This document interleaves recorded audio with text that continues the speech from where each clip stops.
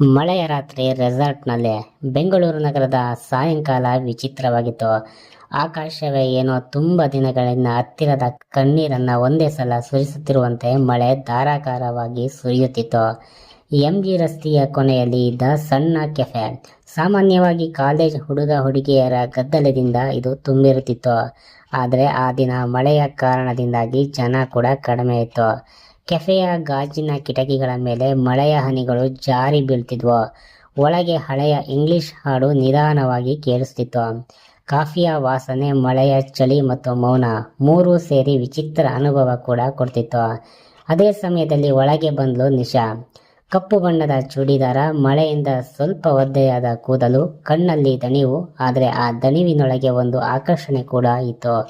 ಅವಳು ಕೆಫೆಯ ಕೊನೆಯ ಟೇಬಲ್ನಲ್ಲಿ ಬಂದು ಕುಳಿತಳು. ಒಂದು ಹಾಟ್ ಕ್ಯಾಪುಚಿನೋ ಕೊಡಿ ಎಂದು ಅವಳು ಸರ್ವರ್ಗೆ ಹೇಳಿದ್ಲು.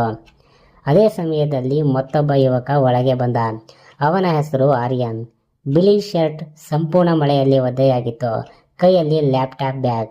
ಅವನ ಸುತ್ತಲೂ ನೋಡ್ದ. ಖಾಲಿ ಟೇಬಲ್ ಒಂದು ಕೂಡ ಇರಲಿಲ್ಲ. ಸರ್ವರ್ ಹೇಳಿದ್ರು, ಸರ್, ಆ ಟೇಬಲ್ನಲ್ಲಿ ಒಬ್ಬರೇ ಇದ್ದಾರೆ, ನಿಮಗೆ ಓಕೆ ಅಂದರೆ ಶೇರ್ ಮಾಡ್ಬೋದಾ? ಆರ್ಯನ್ ನಿಧಾನವಾಗಿ ನಿಶಾ ಕಡೆ ನೋಡ್ದ. ಎಕ್ಸ್ಕ್ಯೂಸ್ ಮೀ, ಇಲ್ಲಿ ಕುಳಿತುಕೊಳ್ಬೋದಾ? ನಿಶಾ ಕಿಟಕಿಯ ಹೊರಗಿನ ಮಳೆಯಿಂದ ದೃಷ್ಟಿ ತಿರುಗಿಸದೆ ಹೇಳಿದ್ಲು. ಮಳೆ ಬಂದಾಗ ಎಲ್ಲರೂ ಒಂದೇ ಕಡೆ ಸಿಕ್ಕಿ ಬೀಳ್ತಾರೆ, ಕುಳಿತುಕೊಳ್ಳಿ ಎಂದು. ಆ ಮಾತಿನಲ್ಲಿ ಏನೋ ಡಬಲ್ ಮೀನಿಂಗ್ ಇದ್ದಂತೆ ಆರ್ಯನ್ಗೆ ಅನಿಸ್ತು. ಅವನು ಎದುರು ಕುಳಿತ. ಕೆಲ ನಿಮಿಷ ಮೌನ. ಆ ಮೌನವೇ ಇಬ್ಬರ ಮಧ್ಯೆ ಪರಿಚಯ ಮಾಡಿಸ್ತಿತ್ತು. ನೀವು ರೈಟರಾ ಅಂತ ಆರ್ಯನ್ ಕೇಳ್ದ. ನಿಶಾ ಆಶ್ಚರ್ಯದಿಂದ ನೋಡಿದ್ಲು. ಯಾಕೆ ಹಾಗೆ ಕೇಳಿದ್ರಿ? ಮಳೆ ನೋಡುತ್ತಾ ಕಾಫಿ ಕುಡಿಯುವವರು ಸಾಮಾನ್ಯವಾಗಿ ಎರಡು ಥರದವರು. ಒಬ್ಬರು ಪ್ರೇಮಿಗಳು, ಇಲ್ಲ ಅಂದರೆ ಬರಹಗಾರರಾಗಿರಬೇಕು ಅಷ್ಟೇ. ನಿಶಾ ಸಣ್ಣದಾಗಿ ನಗು ಬೀರಿದ್ಲು. ಹಾಗಾದರೆ ನಾನು ಯಾವ ಕ್ಯಾಟಗರಿ ಎಂದ್ಲು. ಇನ್ನೂ ಗೊತ್ತಾಗಿಲ್ಲ ಅಂದ. ಅವಳು ಕಾಫಿ ಕಪ್ ಎತ್ಕೊಂಡ್ಳು. ನಂತರ ಬಹುಶಃ ಎರಡು ಇರ್ಬೋದು ಅಂದ. ಹೊರಗೆ ಮಿಂಚು ಚಿಮ್ಮಿತು. ಕೆಫೆಯೊಳಗಿನ ಲೈಟ್ ಕ್ಷಣಕಾಲ ಆಫ್ ಆಯಿತು. ಆ ಕ್ಷಣದಲ್ಲಿ ಆರ್ಯನ್ ಕಣ್ಣಿಗೆ ನಿಶಾ ಒಂದು ರೀತಿಯ ಮುಖ ಇನ್ನೂ ಹತ್ತಿರವಾದಂತೆ ಕಾಣಿತು. ಅವಳ ಕಣ್ಣುಗಳಲ್ಲಿ ಏನೋ ಕತೆ ಇತ್ತು, ಆದರೆ ಆ ಕತೆ ಸಂತೋಷದ್ದಾಗಿರಲಿಲ್ಲ. ನಿಮಗೆ ಮಳೆ ಇಷ್ಟನಾ ಅಂತ ಆರ್ಯನ್ ಕೇಳ್ದ. ಇಷ್ಟ, ಆದರೆ ಕೆಲವೊಮ್ಮೆ ಹಳೆಯ ನೆನಪುಗಳನ್ನು ತರುತ್ತವೆ. ಕೆಟ್ಟ ನೆನಪುಗಳ? ಕೆಲ ನೆನಪುಗಳು ಕೆಟ್ಟದಾಗಿರಲ್ಲ, ಆದರೆ ಮತ್ತೆ ನೆನಪಾದಾಗ ನೋವು ಕೊಡುತ್ತವೆ. ಆರ್ಯನ್ ಮೌನವಾದ. ಅವನು ವಿಷಯ ಬದಲಿಸಿದ. ನಾನು ಆರ್ಯನ್ ಎಂದ. ನಾನು ನಿಶಾ ಎಂದ್ಲು. ಆರ್ಯನ್ ಹೇಳ್ದ, ಹೆಸರು ಚೆನ್ನಾಗಿದೆ, ಆದರೆ ಹೆಸರು ಮಾತ್ರ ಚೆನ್ನಾಗಿದ್ರೆ ಸಾಲಲ್ಲ. ಕೆಲವರು ಹೆಸರು ಹೇಳುವ ರೀತಿ ನೋಡಿದರೆ ಸಾಕು, ಅವರು ಇಂಟ್ರೆಸ್ಟಿಂಗ್ ಅಂತ ಗೊತ್ತಾಗುತ್ತೆ. ನಿಶಾ ತುಂಟವಾಗಿ ನೋಡಿದ್ಲು. ನೀವು ಎಲ್ಲರ ಜೊತೆ ಹೀಗೆ ಫ್ಲರ್ಟ್ ಮಾಡ್ತೀರಾ? ಆರ್ಯನ್ ನಕ್ಕ. ಇಲ್ಲ, ಕೆಲವರ ಜೊತೆ ಮಾತಾಡೋದಕ್ಕೆ ಏನಾದರೂ ಕಾರಣ ಹುಡುಕಬೇಕು ಅನಿಸುತ್ತೆ. ರಾತ್ರಿ 9 ಆಯಿತು. ಮಳೆ ಇನ್ನೂ ನಿಲ್ಲಿಲ್ಲ. ಕೆಫೆಯ ಮಾಲೀಕ ಬೇಸರದಿಂದ ಹೇಳ್ದ, ರೋಡ್ ಎಲ್ಲ ಫ್ಲಡ್ ಆಗಿದೆ, ಇನ್ನು ಸ್ವಲ್ಪ ಸಮಯ ಯಾರೂ ಹೋಗೋ ಹಾಗಿಲ್ಲ. ನಿಶಾ ಫೋನ್ ನೋಡಿದ್ಲು. ನೆಟ್ವರ್ಕ್ ಇರಲಿಲ್ಲ. ಗ್ರೇಟ್, ಅವಳು ನಿಧಾನವಾಗಿ ಹೇಳಿದ್ಲು. ನಿಮ್ಮ ಮನೆ ದೂರವಾ? ಆರ್ಯನ್ ಕೇಳ್ದ. ಹೌದು, ಆದರೆ ಈಗ ಹೋಗೋದು ಇಂಪಾಸಿಬಲ್. ಹೊರಗೆ ಗುಡುಗು, ಚಳಿ. ಕಾಫೆಯ AC ಕೂಡ ಆಫ್ ಆಗಿತ್ತು. ಮಳೆಯ ಚಳಿ ಸಾಕಾಗ್ತಿತ್ತು. ಆರ್ಯನ್ ತನ್ನ ಜಾಕೆಟ್ ತೆಗೆದು ಕುರ್ಚಿಯ ಮೇಲೆ ಹಾಕದ. ಬೇಕಾದರೆ ತೆಗೆದುಕೊಳ್ಳಿ, ನಿಮಗೆ ಚಳಿ ಆಗ್ತಿದೆ ಅಂದರೆ. ನನಗೆ ಚಳಿ ಹೌದು, ಆದರೆ ಅಪರಿಚಿತರ ಜಾಕೆಟ್ ಹಾಕಿಕೊಳ್ಳೋ ಹವ್ಯಾಸ ನನಗಿಲ್ಲ ಅಂದ್ಲು. ಅಪರಿಚಿತರು ಕೆಲವೊಮ್ಮೆ ಪರಿಚಿತರಿಗಿಂತ ಒಳ್ಳೆಯವರಾಗಿರ್ತಾರೆ. ಆ ಮಾತು ಕೇಳಿ ನಿಶಾ ಕೂಡ ಕ್ಷಣಕಾಲ ಮೌನವಾದ್ಲು. ಅವಳು ನಿಧಾನವಾಗಿ ಜಾಕೆಟ್ ತೆಗೆದುಕೊಂಡ್ಳು. ಅದರಲ್ಲಿದ್ದ ಸುಗಂಧ ಅವಳಿಗೆ ವಿಚಿತ್ರ ಶಾಂತಿ ಕೂಡ ಕೊಟ್ಟಿತು. ರಾತ್ರಿ ಇನ್ನೂ ಗಾಢವಾಯಿತು. ಕೆಫೆಯಲ್ಲಿ ಈಗ ಅವರು ಇಬ್ಬರು ಮಾತ್ರ ಉಳಿದಿದ್ರು.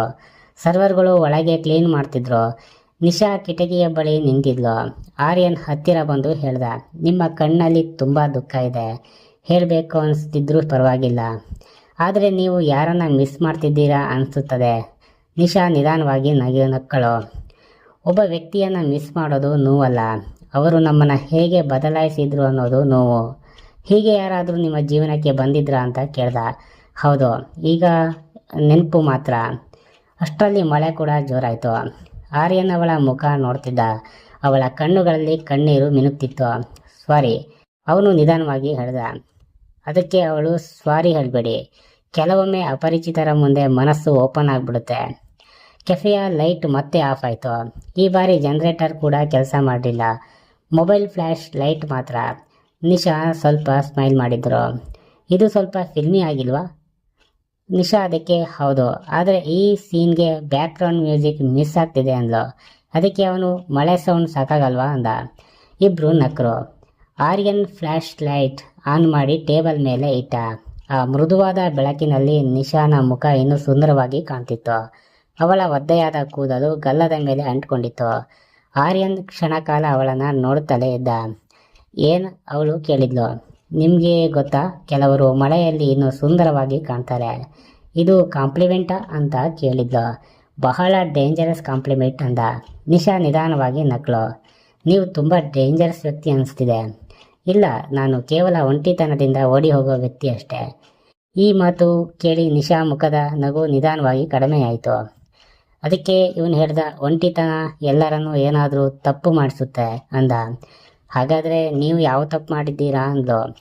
ಅವಳು ನೇರವಾಗಿ ಅವನ ಕಣ್ಣು ನೋಡಿದ್ಲು. ಇನ್ನೂ ಮಾಡಿಲ್ಲ ಅಂದ. ಆ ಕ್ಷಣದಲ್ಲಿ ಇಬ್ಬರ ನಡುವೆ ಮೌನ ಆವರಿಸಿತು. ಆ ಮೌನದಲ್ಲಿ ಅನೇಕ ಮಾತುಗಳು ಕೂಡ ಅಡಗಿದ್ವು. ಗಡಿಯಾರದಲ್ಲಿ 11 ಗಂಟೆ ತೋರಿಸ್ತಿತ್ತು. ಹೊರಗೆ ಮಳೆ ಕಡಿಮೆಯಾಗುವ ಲಕ್ಷಣವೇ ಇರಲಿಲ್ಲ. ಕೆಫೆಯ ಮಾಲೀಕ ಹೇಳಿದರು, ನೀವಿಬ್ಬರು ಬೇಕಾದರೆ ಮೇಲಿನ ಲಾಂಚ್ನಲ್ಲಿ ಕುಳಿತುಕೊಳ್ಳಿ, ಕೆಳಗೆ ಕ್ಲೋಸ್ ಮಾಡಬೇಕು. ಅವರು ಮೇಲಕ್ಕೆ ಹೋದರು. ಅದು ಸಣ್ಣ ಜಾಗ. ಒಂದು ಸೋಫಾ, ಒಂದು ಟೇಬಲ್, ದೊಡ್ಡ ಗಾಜಿನ ಕಿಟಕಿ.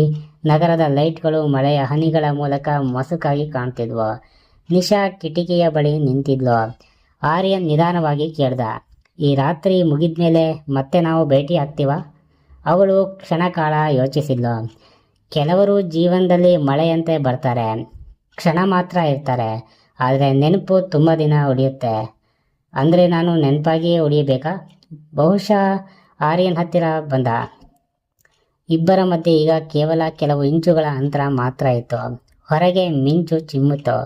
ನಿಶಾದ ಹೃದಯದ ಸ್ಪಂದನೆ ಅವಳಿಗೆ ಕೇಳಿಸ್ತಿತ್ತು. ನೀವು ಈಗ ನನ್ನ ಬಗ್ಗೆ ಏನು ಯೋಚಿಸ್ತಿದ್ದೀರಾ? ಅವಳು ನಿಧಾನವಾಗಿ ಕೇಳಿದ್ದು. ಆರ್ಯನ್ ಮೃದುವಾಗಿ ಉತ್ತರಿಸಿದ, ಈ ಮಳೆ ನಿಲ್ಲಬಾರದೆ ಅನಿಸ್ತಾ ಇದೆ. ನಿಶಾ ಕಣ್ಣು ಮುಚ್ಚಿದ್ಲು. ಆ ಕ್ಷಣದಲ್ಲಿ ಸಮಯವೇ ನಿಂತಂತೆ ಅನಿಸಿತು. ಬೆಳಗ್ಗೆ ಮಳೆ ನಿಧಾನವಾಗಿ ಕಡಿಮೆಯಾಗಿತ್ತು.